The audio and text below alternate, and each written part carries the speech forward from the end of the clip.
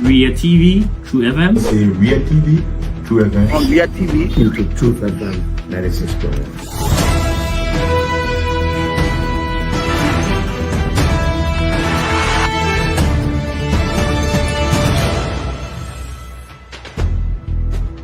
what's the meaning of the black barrier? The black barrier is to tell Joseph Walker if you don't organize yourself in a respectful manner, we'll take your data. You might say what you want to say, but for us, we are here to make sure we build our country, that we are respected. We have donors that are coming because of the confidence.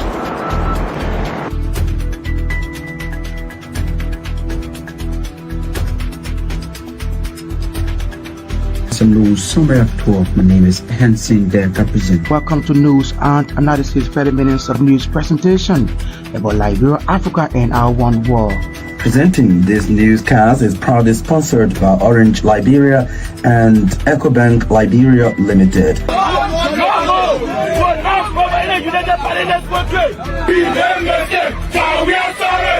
How is life as of the presidency? But before the presidency, the same life, that's what you see. I live a different life. You know, when I was not president, this life, that's what I live, you know, with my family and Evening from Dupont Road in Painesville. Welcome to News Desk 45 minutes of news from Liberia and other parts of the world. Today is Thursday, March 6, 2025. My name is Marka Davis. Presenting this news presentation is powered by Orange Liberia and EcoBank Liberia Limited. The top stories we are following tonight. President Joseph Boakai issues Executive Order number 145 extending the mandate of the Asset Recovery Task Force for an additional year as he declares this Friday as working holiday to celebrate International Women's Day. Former President Ellen Johnson Sirleaf strongly criticizes the security forces, the legislature, and Supreme Court, says their recent actions are undermining democracy and public trust. Supreme Court of Liberia summons Majority Speaker Richard Kuhn and others in connection to embattled Speaker Fonate Kopa's bit of information. And out of Liberia, Nigerian senator suspended for 6 months after she accused the Senate President of sexual harassment, according to the BBC. The details of these developments, including the bulletin of news, voices of the newsmakers, sports, are all part of this presentation. We're taking a short break to be back. Ria TV, True FM. Say Ria TV, True FM. On Ria TV, into True FM 96.1.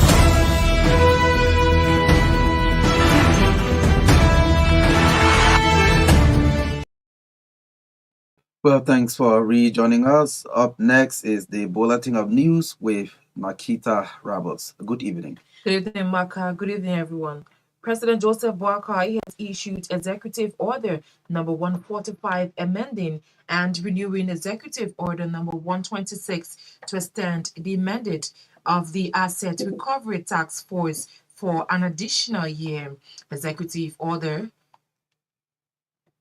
reinforces the government's commitment to combating corruption, ensuring accountability, and recovering assets wrongfully acquired by former and current government officials. According to an executive mansion release, the Assets Recovery Task Force, originally established in March 2024, will continue to identify, trace, and recover fixed and liquid assets belonging to the government of Liberia, whether located within or outside the country's borders.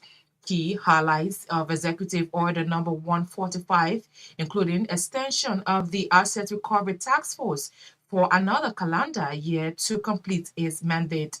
The release ordered the task force will operate within the office of the Minister of State for Special Services. A 5-member committee will oversee operations led by Councillor Edwin Martin, with Vice Chairman Dr. Ronnie Jackson and members John Moba Bali, Crosby Johnson, and Antonin Susini Johnson. The task force will collaborate with key government institutions, including the Ministry of Justice, the Liberia Anti-Corruption Commission, the Office of the Ombudsman, the General Services Agency, the Liberia Revenue Authority, and the Financial Intelligence Agency. The task force also has the authority to investigate, prosecute, and recover access both domestically and internationally, with the ability to place travel restrictions on individuals under investigation and engage Interpol and other diplomatic channels to repatriate suspects and recover assets. In another development, as the Republic of Ghana celebrates its Independence Day today, Liberia President Joseph Boakai has expressed profound congratulations to the government and people of that West African country. Ghana gained its independence on March 6, 1957, and is celebrating 68th year of freedom and self-governance today. According to a foreign ministry release, President Boakai, on behalf of the government and people of Liberia, extended sincere congratulations and best wishes to President John Mahama and the people of Ghana as they celebrate this milestone. The Liberian leader added that this historic day is a testament to the enduring spirit and resilience of the Ghanaian people. He further stated that as the people of Ghana reflect on the remarkable joining of their country independence, the Liberian government commend the strides Ghana has made in fostering unity, progress, and development. President Boakai noted that Ghana has become a beacon of leadership in the region and that his government valued the bilateral cooperation between the two countries. At the same time, the Liberian leader has declared this Saturday, March 8th, as International Women's Day, to be celebrated on Friday, March 7, 2025, throughout Liberia as a working holiday. The day marks the struggle that women around the world have made in gain equality and equal rights, as well as to reflect on the changes and progress that culminates in the international endeavors. According to a foreign ministry release, President Boakai has requested the Ministry of Gender, Children and Social Protection, government agencies, civil society organizations and partners, an NGO concerned to execute appropriate programs to make the day meaningful. The women of Liberia will join their counterparts around the world to celebrate this year's Independence Women's Day under the global theme Accelerate Action, and the national theme Accelerate Action to End Gender-Based Violence and Achieve Gender Equality in Liberia. In 1997, the United Nations General Assembly adopted Resolution 32/142, proclaiming the 8th of March of each year as International Women's Day to be observed by member states in accordance with their historical and national traditions. According to the release, the government of Liberia, being cognizant of its obligation to ensure equal status for men and women in society without discriminations, has ratified the Convention on the Elimination of All Forms of Discriminations against Women, reflecting its commitment to gender equality through its national reconstruction and development programs. Meanwhile, the Ministry of Gender, Children and Social Protection, in collaboration with partners, will celebrate International Women's Day this Friday. While this day is globally observed on March 8th each year, Liberia will commemorate a day earlier as March 8, 2025 falls on a Saturday.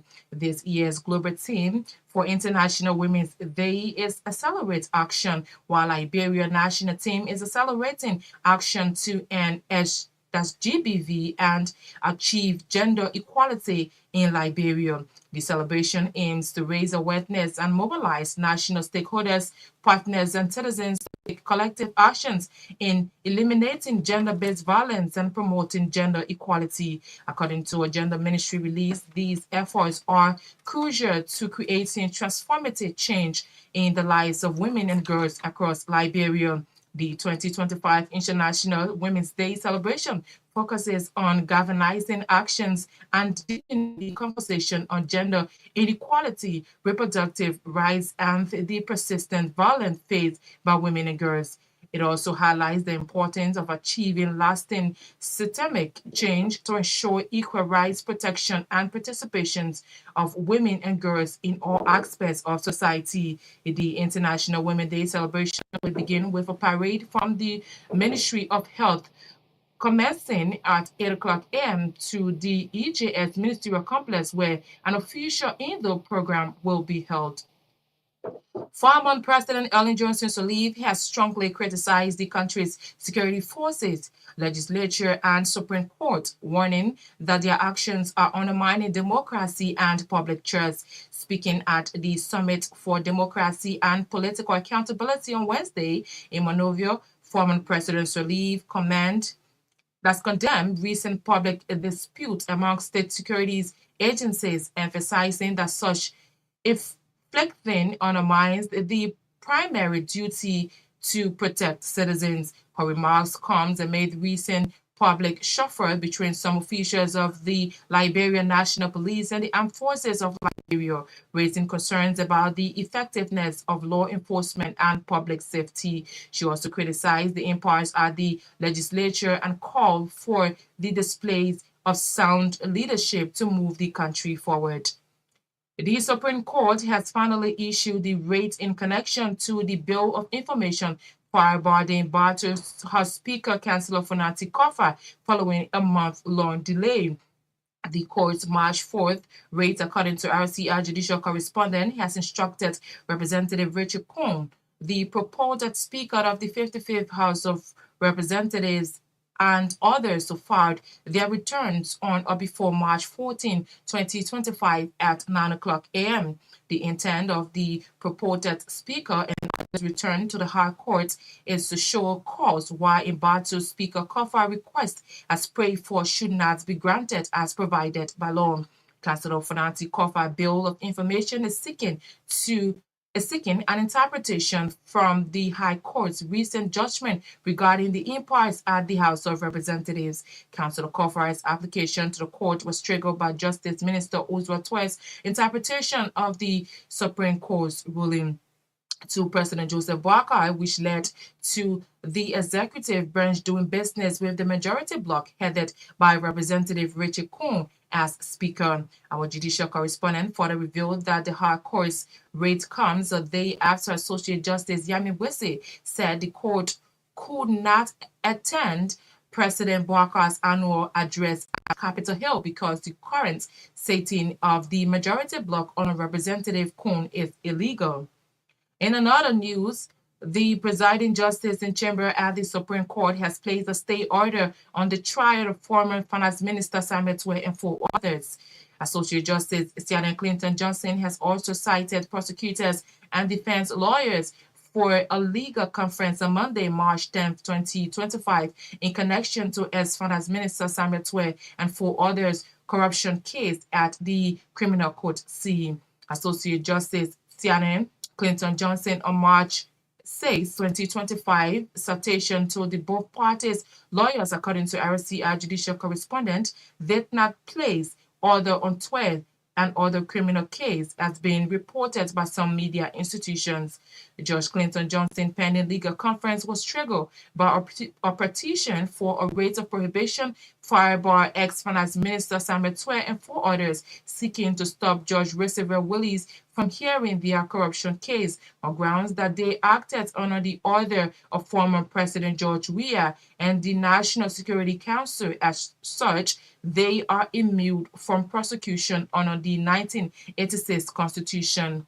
Our judicial correspondent further said that Monday legal conference will determine as to whether the justice in chamber will grant or decline to issue the alternative rate of prohibition as prayed for by the defense team as provided by Chapter 16, Section 16.22 of the Civil Procedural Law of Liberia.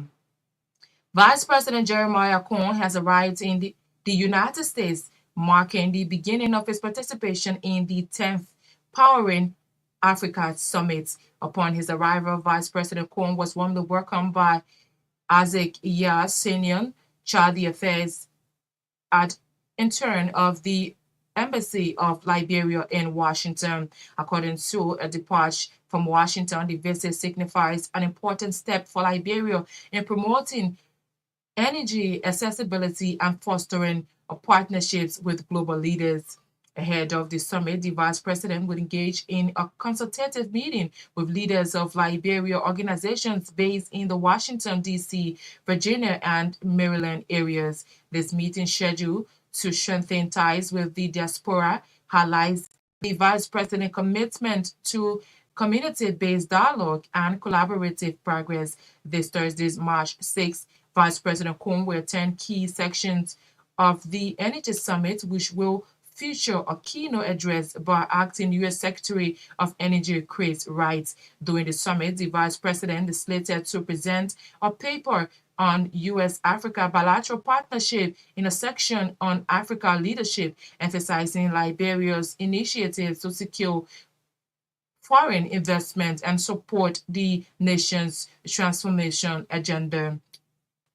The Liberia Annual Conference of the United Methodist Church says it has won the legal battle for its properties in several parts of the country. There have been huge contention over the UMU properties after some members broke away from the Global Methodist Church, claiming the properties belong to the congregations. According to the vice president of the men organization for the Farmington River District Conference, Jefferson Knight, said UMU has won the legal battle over the St. Matthew UMC in the township of Calwell, the 72nd UMU, and the Wheeler District UMU properties. Speaking in an interview with news reporters in Monrovia on Thursday, Jefferson Knight, a strong supporter of Bishop Samuel Carr, claimed that the attempt by the Global Methodist Church to take over properties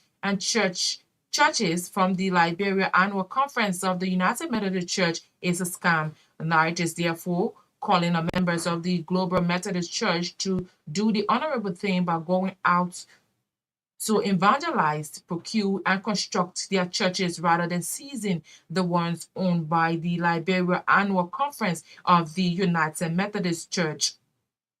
The grassroots diaspora religious community has expressed support for Executive Order 143, recently issued by President Joseph Boakai. President Boakai signed Executive Order 143, thus empowering the Environmental Protection Agency and other land ministries and agencies to do all within their resources and power to work for the protection of Liberia's beachfronts, waterways, and wetlands. Addressing the press shortly after a meeting of members from the Islamic and Christian religions, the chairman of the community, Reverend Dr. George Zuba, said the grassroots diaspora community will be mobilizing its members in readiness to work with the EPA and other partners. According to Dr. Zuba, his organization will also be mobilizing several diaspora that's disadvantaged youth in District 17, Maserati County, to help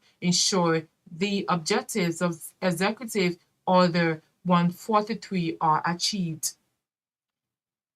Beno Kamara, a resident of the Congatown Bagro community, has refuted claims made by the Liberia Broadcasting System Director, General Eugene Fagon, regarding an alleged torture case involving Chinese businessman Marco Chong. According to Kamara, Fagon is fabricating lies against Sean and has allegedly promised to construct a concrete house for Momo Davis and to pay $500 to each individual willing to testify against Sean in court. Speaking on a local radio station in Monrovia on Thursday, Kamara further alleged that Fagon coached Momo Davis to file a false complaint in an attempt to manipulate the justice system while abusing his authority as LBS Director General. And out of Liberia now, Nigerian lawmakers have suspended a senator for 6 months after she submitted a petition alleging she had been sexually harassed by the Senate President. Natasha Opoti Ugandan first made the accusations against one of the country's top politicians, Godwill Akpabio, in an interview last Friday. After dismissing her petition on procedural grounds, the Ethics Committee recommended Uganda's suspension, saying she has brought ridicule to the upper chamber of the National Assembly. Some senators argued that her suspension be cut to 2 months, but a majority voted to stick with the 6-month suspension recommended by the ethics committees. That's RCA News Bulletin. Is back to Marka Davis. Ria TV, True FM. Say Ria TV, True FM. On Ria TV. Into Truth FM 96.1.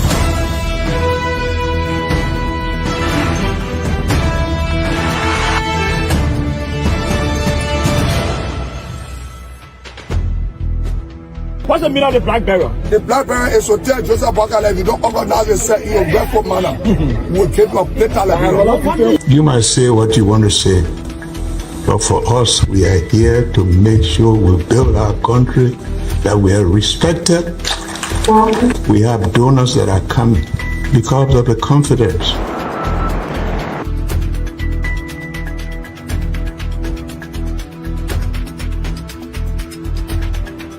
Some news summary of 12. My name is Hansen the represent. Welcome to News and Analysis 30 minutes of news presentation about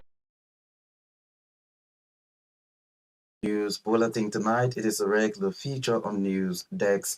If you're just listening to us, this is 45 minutes of news from Liberia and other parts of the world. One of the top stories we are following tonight: President Joseph Boakai issues Executive Order number 145 extending the mandate of the Asset Recovery Task Force for an additional year, as he declares this Friday as working holiday to celebrate International Women's Day. Let's bring you this first development on News Dex tonight. Former Liberian President Ellen Johnson Sirleaf has strongly criticized the country's security forces, the legislature, and Supreme Court, warning that their recent actions are undermining democracy and public trust. Speaking at the Summit for Democracy and Political Accountability on Wednesday in Monrovia, former President Sirleaf condemned recent public disputes among state security agencies, emphasizing that such infighting undermines their primary duty to protect citizens. There's no unbill. And there will be no international force to return to our nation's security. They will choose to defend our laws. Now is not the time for members of our national security institution to be engaged in this among themselves. Undermine trust and confidence in their sworn duty to maintain and enforce. Also now is definitely not the time for the Supreme Court to deliver an ambiguous ruling to us away from our resolution. This is not the time of legislatures to spend time and spending the nation reserves in the interest of the population of power and reserves. The truth is that all slow in the right consequences on the act of courage to do the right thing or reform in derivation by continuing practice in a case that almost never comes. That courage is the cornerstone of our nation. It took courage to declare the independence, our independence, to conclude an end to our wars and to defeat the world. Courage is a part of our national DNA. And so is to inspire all of us and to make it that now and always we will retire our inherited courage to join into our destiny of democracy, inclusive development, unity, and unity of accountability. Former President Ellen Johnson Sirleaf, speaking in Monrovia on Wednesday. The presiding justice in chamber at the Court of Liberia has placed a stay order on the trial of former Finance Minister Samuel Twe and 4 others. Associate Justice Sienna Clinton Johnson has also cited prosecutors and defense lawyers for a legal conference on Monday, March 10, in connection to former Minister Twe and others' corruption case at Criminal Court C. Justice Clinton Johnson pending legal conference was triggered by a petition for a writ of prohibition filed by Finance Minister Samuel Twe and 4 others seeking to stop Judge Roosevelt Willie from hearing their corruption case on grounds that they acted under the order of former President George Weah and the National Security Council. As such, they are immune from prosecution under the 1986 Constitution of Liberia. RCR judicial correspondent Peter Toby further said that Monday legal conference will determine as to whether the justice in chamber will grant or decline to issue the alternative writ of prohibition as prayed for by defense team as provided by Chapter 16, Section 16.22 of the Civil Procedure Law of Liberia. Vice President Jeremiah Cohn has arrived in the United States, marking the beginning of his participation in the 10th Powering Africa Summit. Upon his arrival, the Vice President was warmly welcomed by Isaac Ye, the Charge d'Affaires and interim of the Embassy of Liberia in Washington.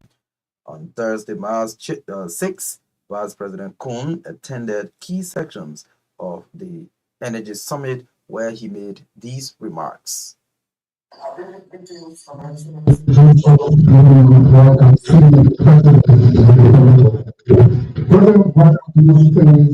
economic transformation of our country and the development culture cannot be achieved by addressing the energy challenges of continue to develop and develop. Recognizing the importance of energy being government arrest general, the President asked me to set a trend of a high-level sharing community taxes for immediate, medium, and long-term energy solutions. We are here today to address an issue central to the African people. Energy is the foundation of economic growth, social progress, technological advancement. Without affordable and reliable electricity, industrialization is impossible. Without effort to uplift millions of people from poverty will remain difficult. The United States has long been a strategic partner in Africa and the sector. Initiatives such as Powering Africa have mobilized billions of dollars to investment helping to expand electricity access across the country. In Liberia, we have seen firsthand the importance of these collaborations. Our Africa initiative has been instrumental in supporting rural electrification and technical capacity building in Liberia. The West African Union, and the Cote d'Ivoire, Liberia, Sierra Leone, and Guinea, CLLG interconnected project has enhanced regional energy trade, increasing stability of assets for about 2.8 million. The partnership, these partnerships have succeeded because they are built on mutual interests, strong governance framework, long-term profit. They have improved access to electricity by 31%, driving economic growth, strong driving economic growth, and create a roadmap for further investment in clean energy infrastructure. The next decade presents an opportunity to build on these successes by scaling renewable energy investment. Nigeria aims to increase its agro power capacity, expand solar infrastructure, and explore wind energy solutions. Yes, Vice President Jeremiah Cohn there speaking in Washington, D.C. as a section of the ongoing 10th Powering Africa Summit. In more news tonight, the Liberia Annual Conference of the United Methodist Church is claiming to have won the legal battle for the church's properties in the country. There have been huge contentions over the UMC properties after some members broke away to form the Global Methodist Church claiming the properties belong to the congregations. According to the vice president of the Myean organization for the Farmington River District Conference, Jefferson Knight, UMC has won the legal battle over the St. Matthew United Methodist Church in the township of Cardwell, the 72nd UMC, and the Wheeler District Methodist Church properties. Speaking in an interview with news reporters in Monrovia on Thursday, Jefferson Knight, a staunch supporter of Bishop Samuel Quayle, claimed that the attempt by the Global Methodist Church to take over properties and churches from the Liberia Annual Conference of the United Methodist Church is a scam. The whole scam that has been brought on the church by these Global Methodist people. If these are imagination of a church that was just formed in February, we want to claim the properties of a church that have been existing for almost 200 years. So if these are imagination, and we want to condemn every action on the part of the Global Methodist people for claiming United Methodist property, we don't belong to them. All of those properties don't belong to them, and they are just fighting a losing battle. I can inform you very vividly that within the last 1 week and a half, the United Methodist Church has won about 3 to 4 different cases regarding the same claim and counterclaim of our properties. Just St. Matthew United Methodist Church in Cowell won our case, and the court told the Global Methodist people to vacate the premises of the church. The same thing happened at 72nd United Methodist Church on last Saturday, and the judge at the Painesville City Court also ruled that that property belongs to the United Methodist Church, and all Global Methodist Church people, especially Pastor Kenneth Jackson, to vacate the premises, including Wheeler, the Wheeler District Conference of the United Methodist Church that comprises of over 40 churches, with hospitals, with schools, and churches all over the place, a mission station. The judge in the Wheeler District area in Wheeler Township ruled just yesterday that the church and the mission station, the hospital, all the different facilities, I don't know how many acres of land, over I think 20 to 40 acres of land belong to the United Methodist Church. So we feel that these guys are just fighting a losing battle, and they are the reason, the cause behind all the violence activities in our country right now regarding the United Methodist Church, with the claims and counterclaims about gay and lesbianism and what have you. It's sad to see pastors, people who claim to be pastors, to be involved in these kinds of chicanery. It's disheartening. It is very, very disheartening. Last Sunday, while people were worshiping, United Methodist were worshiping in the Dwazon area, these guys brought talks. They played this about the young people. They were bringing them a motorbike. And while over 300 United Methodists were gathered at the Judy Petroleum Village because the police had instructed that nobody should enter the church because 30 members of the Global Methodist people were there claiming they own the church. And you have over 300 United Methodists gathered. So the police said, until the court can rule, nobody is worshiping in that building. We went into the Judy Petroleum Village at a multi-purpose building. We were worshiping. These guys brought talks, criminals, including this about the young people, paid them, and they were throwing stones in the village fence where we were worshiping. On top of the church building, disturbing, terrorizing peaceful worshipers. Are these people real Christians? Those are some of the questions. Well, yes, Jefferson Knight, the president of the Myean organization for the Farmington River District Conference of the United Methodist Church. They're speaking to reporters in Monrovia.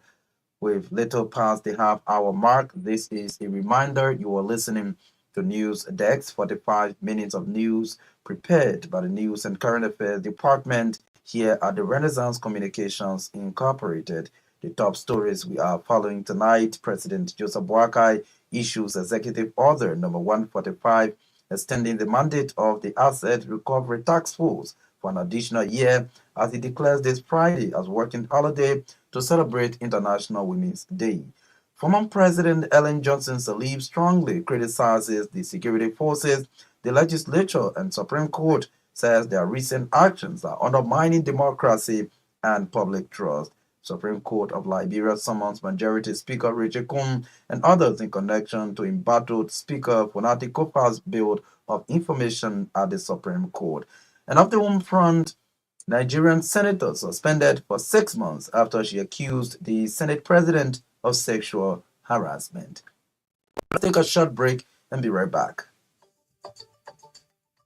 Ria TV, True FM. Ria TV, True FM. On Ria TV, into Truth FM 96.1.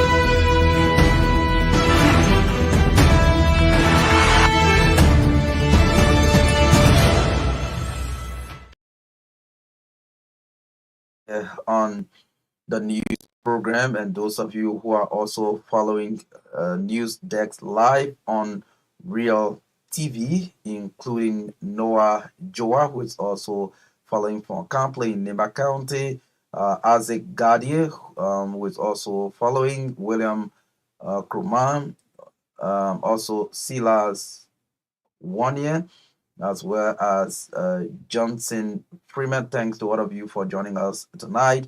In more news, the grassroots diaspora religious community has expressed support for Executive Order 143 recently issued by President Joseph Boakai.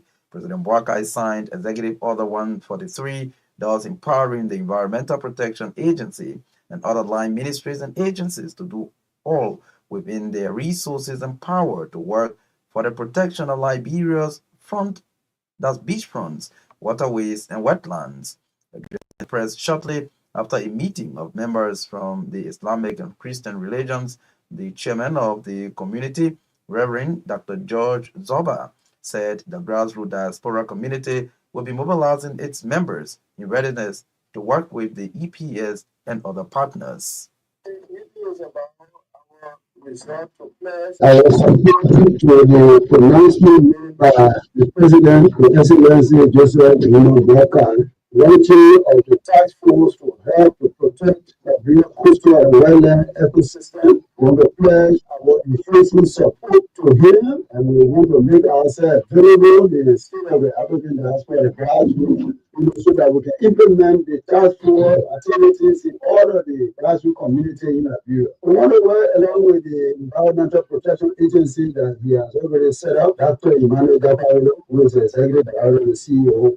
That is who we want to work with. In all of our grassroots community, you see cross-section of our people from the Muslim community and the Christian community. We all here, and the state of the African diaspora, the grassroots body, we all, with our pastors, our imams, and everything, we really need to work, and we have been working. As a matter of fact, you see, Mr. Namdi there, he's our sanitation man, and we have been doing some voluntary cleaning already for her.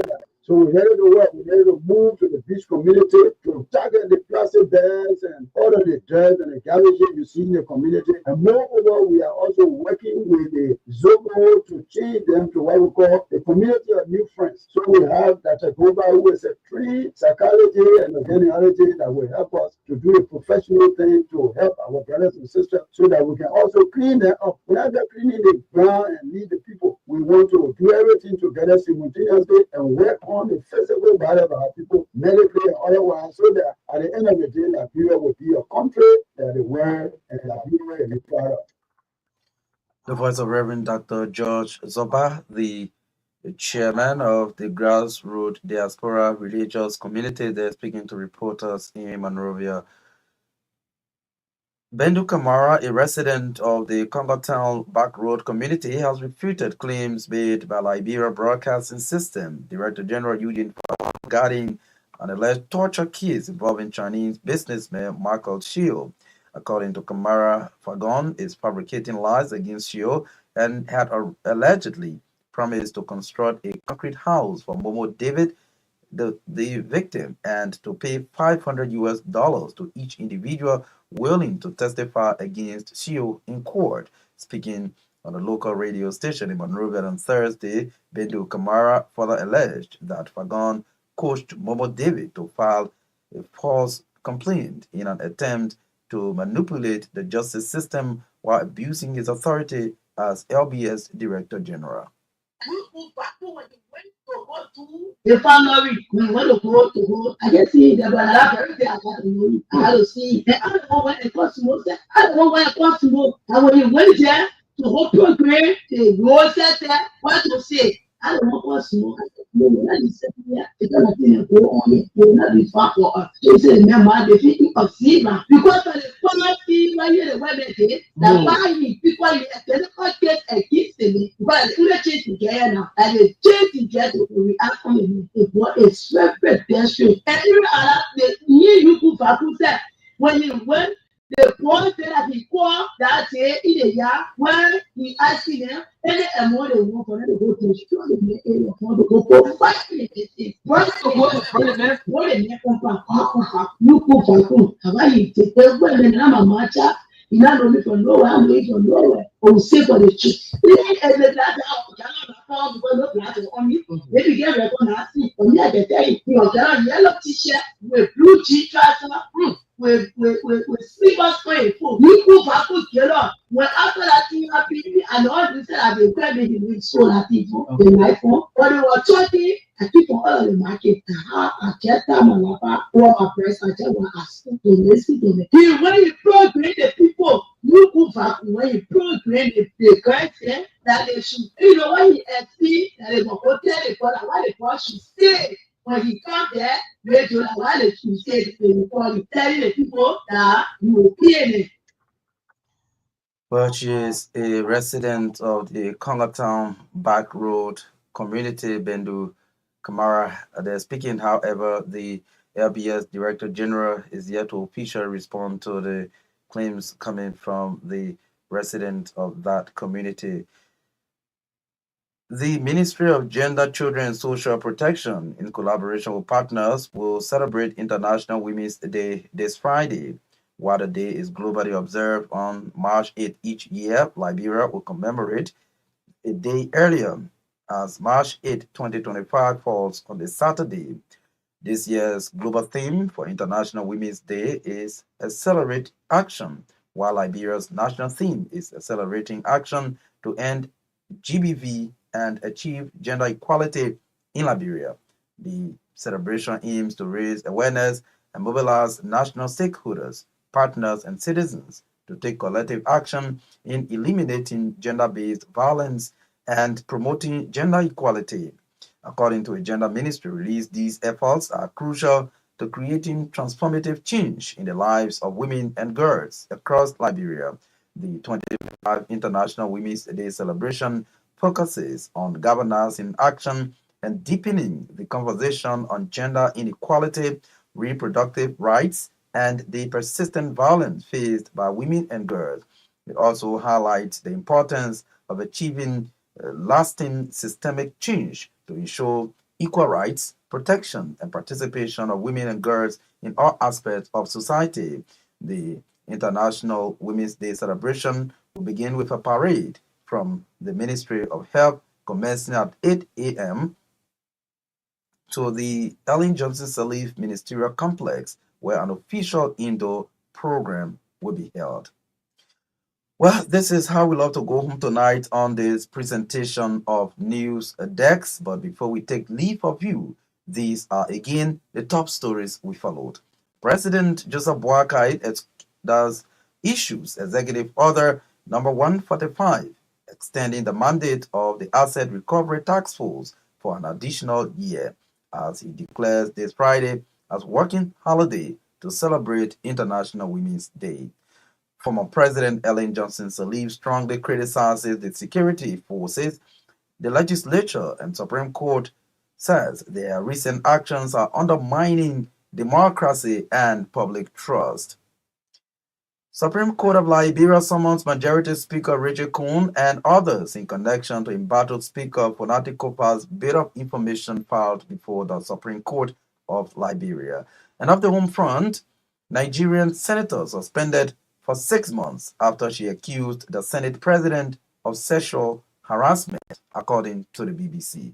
Many thanks to all of you for your listening role. Thanks to those who follow us on Real TV on Facebook, including Darlington Kwanun and others. Thanks to our reporters, correspondents, and all those who helped to make this edition of News Dex a success. Thanks as well to affiliate radio stations across the country for relaying the news program. Naketa Roberts read the news bulletin tonight.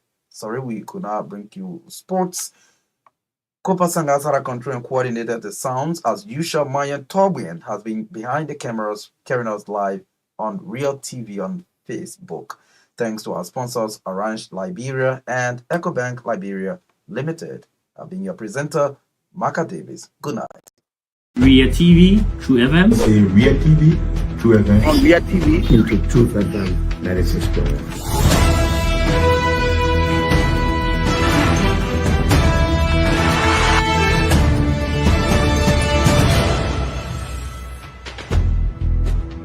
What's the meaning of the black barrel? The black barrel is to tell Joseph Bakala, if you don't organize yourself in your grateful manner, we'll keep your later life. You might say what you want to say, but for us, we are here to make sure we build our country, that we are respected.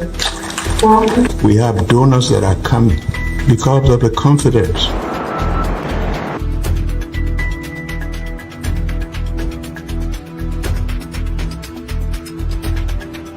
News summary of 12. My name is Hansen der Captain. Welcome to news and analysis 30 minutes of news presentation about Liberia, Africa, and our one world. Presenting this newscast is proudly sponsored by Orange Liberia and EcoBank Liberia Limited.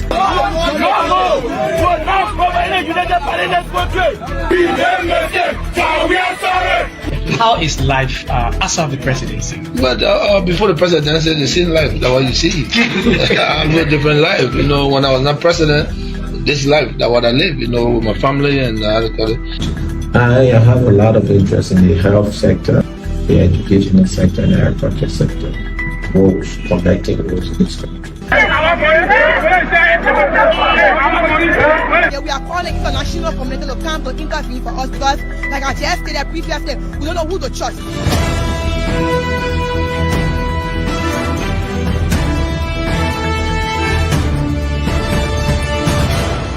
Always make sure to turn on to our Myean TV and listening to Truth FM 96.1.